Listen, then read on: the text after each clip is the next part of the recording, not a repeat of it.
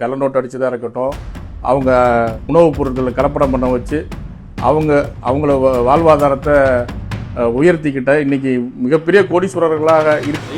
ஊழல் என்ற ஒன்று காமராஜர் ஆட்சியில் இருந்து தான் ஆரம்பித்தது. பார்த்தீங்கன்னா காமராஜர் காலத்தில் எப்படி இருந்தாங்கன்னு பார்த்தாலே தெரிஞ்சிடும். இன்னைக்கு அந்த சமூகத்தை, குறிப்பிட்ட சமூகத்தை மட்டும் எப்படி உயர்த்தினார்னு இதை ஒரு குற்றச்சாட்டாக சொன்னார். ஆட்சியில் நடந்தது அதுபோக அவங்க சிறுபான்மையினருக்கு இடஒதுக்கீடை ரத்து பண்ணதை சொன்னார். வணக்கம், சௌத்ரி தேவர் பேசுகிறேன். சமீபத்தில் பத்திரிகையாளர் முக்தார் காமராஜரை பற்றி சில புகார்கள் ஒரு பேட்டியில் எடுத்து வைக்கிறாரு.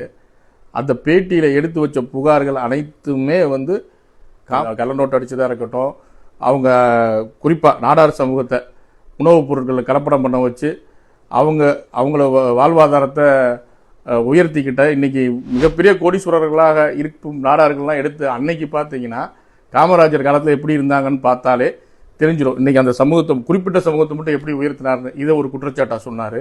அவரோட ஆட்சியில் நடந்தது அதுபோக அவங்க சிறுபான்மையினருக்கு இடஒதுக்கீடை ரத்து பண்ணதை சொன்னார்.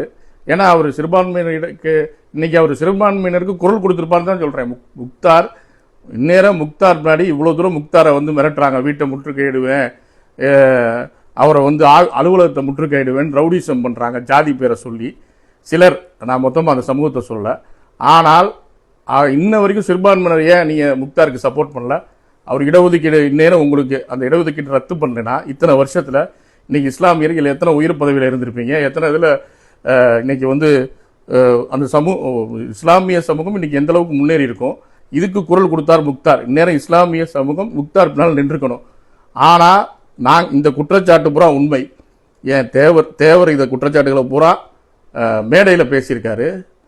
அதுபோக அதுக்கடுத்து திமுக ஆட்சிகளில் அப்போ அன்றைய முதல்வராக இருந்த கருணாநிதி அவர்கள் பல தடவை இந்த குற்றச்சாட்டுகளை பேசியிருக்காரு. ஏன் இதை உங்களால் ஜீரணிக்க முடியா? அரசியலா ஜீரணிக்க.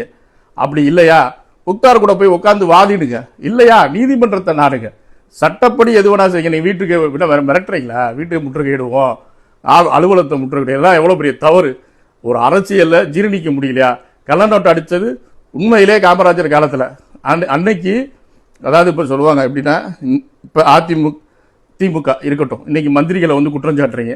ஆரம்பத்தில் எப்படி இருந்தாங்க, இன்னைக்கு கோடி கோடியாக சொத்து சேர்த்துட்டாங்கன்னு குற்றம் சாட்டுறீங்க. ஊழல் குற்றச்சாட்டுகள் அமைச்சர்கள் மீது வைக்கிறாங்க. அதை பல பத்திரிகைகளை விவாதம் பண்ணுறாங்க. இதே மாதிரி குற்றச்சாட்டு தான் காமராஜர் ஆட்சி காலத்தில். இப்போ எப்படி அந்த அமைச்சர்கள், அந்த திராவிட கட்சியை சேர்ந்த அமைச்சர்கள் கோடி கோடியாக சம்பாதிச்சு முன்னேறினாங்களோ, காமராஜர் காலத்தில் நாடார்கள் மட்டும் முன்னேறினார்கள். நாடார்கள் மட்டும் கோடி கோடியாக சம்பாதிக்க வழிவகுத்து கொடுத்தவர் காமராஜர் என்ற பெரிய குற்றச்சாட்டு காமராஜின் பேர் இருக்கு. இதெல்லாம் குற்றச்சாட்டு தானே. இதை நீங்கள் அரசியலாக சந்திக்க, அரசியலாக பதில் கொடுங்க, அரசியலாக எப்படி வேணா அப்படி சொல்றது ஹேண்டில் பண்ணுங்க. பத்திரிகையாளர்கிட்ட போய் நீங்கள் அது சம்பந்தப்பட்ட மறுப்பு கொடுங்க. அதை விட்டுவிட்டு அவர் ஒரு சிறுபான்மையினரை சேர்ந்தவர், அவரை அசால்ட்டா மிரட்டுறது, அசால்ட்டா இது பண்றது, இது என்ன பழக்கம்? முக்தார் ஏற்கனவே நிறைய விமர்சனங்கள் எங்கள் மீது கூட வச்சிருக்காரு. அதை நாங்கள் அரசியலாக தான் சந்திக்கணுமே தவிர்த்து ஒருத்தரை தனிநபரை நம்ம மிரட்டுறதுக்கு எந்த ஒரு உரிமையும் கிடையாது. அப்படி நீங்கள் மிரட்டினால் ஒரு தேவராக நீங்கள் செஞ்ச குற்றச்சாட்டுகள்லாம் எங்களுக்கு எதிரானது. இப்போ தேசிய தலைவர் படத்து மீது கூட வழக்கு போட்டீங்க. அது குறிப்பாக அந்த 2-3 பேர் தான் அந்த வழக்கு போட்டது. நான் சொல்கிறேன், தேசிய தலைவர் திரைப்படத்தின் மீது வழக்கு ஆட்டுக்குட்டி வாங்கி கொடுக்கல, அவர் கடத்தினதை காப்பாற்றலாம் சொல்ல தெரிஞ்சிச்சு. முதுகுளத்தூர் கலவரத்தை யார் நிகழ்த்தினா? காமராஜர் தான் முதுகுளத்தூர் கலவரத்தை நிகழ்த்தினார். தன் கக்கனை வச்சு, ரேன்ற ஒரு கொடிய அதிகாரியை வச்சு 5 பேரை கீழே தோளில் சுட்டு கொண்டது யாரு? அது தொடர்ந்து 16 பேரை மொத்தம் கொண்டது யாரு? அந்த மண்ணையே தூவி அந்த மண்ணையே விவசாயம் இல்லாமல் அழிச்சது யாரு? இது பூராவே காமராஜர் தானே. இந்த குற்றச்சாட்டுகள்லாம் நாங்கள் அந்த சொல்லியிருக்கோம். அதுக்கு நீ பதில் சொன்னீங்களா? ஒருத்தர் ஒரு ஆட்சி காலத்தில் அவர் தவறே செய்ய மாட்டார். காமராஜர் கடவுளா? தவறே செய்யலையா? அவர் ஆட்சி காலத்தில் ஊழலே இல்லையா? ஊழல் இருந்திருக்கிறது. கள்ள நோட்டு அடிச்சிருக்காங்க, ஓட்டுக்கு பணம் கொடுத்துருக்காங்க. இதெல்லாம் காமராஜர் பின்னாடி அது சொல்லத்தான் செய்வாங்க. அது விமர்சனங்கள் வரத்தான் செய்யும். உடனே அது ஜாதியை வச்சு காமராஜரை காப்பாற்றி எல்லாத்தையும் மிரட்டிடுவீங்களா? எல்லா குற்றச்சாட்டுகள் இருக்கிற குற்றச்சாட்டுகளை நீங்கள் சந்திங்க. அது சில பேர் ஜாதி அடையாளத்தை காட்டி, ஜாதி அடையாளத்தை வச்சு ஒரு அரசியல்வாதியா, அரசியல் தலைவரோ, அதுக்கடுத்து கருணாநிதி முதல்வர் மீது குற்றச்சாட்டு இல்லையா? அனைத்து முதல்வராக இருந்த கருணாநிதி அவர்கள் மீது குற்றச்சாட்டு இருந்துச்சு, ஊழல் குற்றச்சாட்டு. எம்ஜிஆர் மீது ஊழல் குற்றச்சாட்டு சொன்னாங்க. அடுத்து முதல்வராக இருந்த ஜெயலலிதா அவர்கள் கைதாகி உள்ள போயிட்டு வந்தாங்க.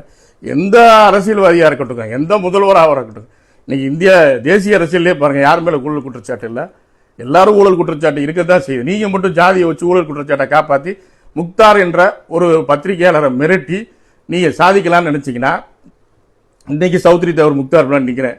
இதுக்கு எதிராக முக்தார் பின்னாடி அனைத்து பத்திரிகை உலகமாக இருக்கட்டும், தேவர் சமூகமாக இருக்கட்டும், அந்த சிறுபான்மை அவர் சேர்ந்த மதமாக இருக்கட்டும், அவர் பின்னால் நிற்கும்.